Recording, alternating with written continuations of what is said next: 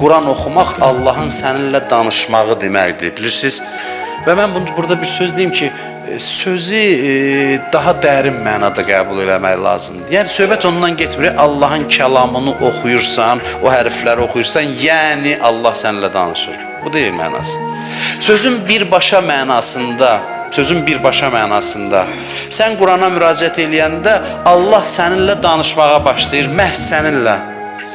Bəzən biz bunları məcaz kimi başa düşürük. Yəni Quran Allah kəlamıdır. Onu oxuyursan deməli Allah səninlə danışır. Xeyr, Quranla təmasa girdikdə Allahla sənin aranda bir kanal açılır, bir vasitə yaranır ki, Allah başlayır səninlə danışmağa.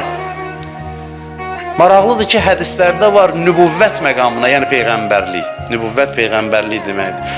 Nübüvvət məqamına yaxın bir haldır Quran oxumaq halı. Yəni insan peyğəmbərlərə bənzəyir Quran oxuyan zaman. Çünki peyğəmbərlərlə Allah danışıb axı.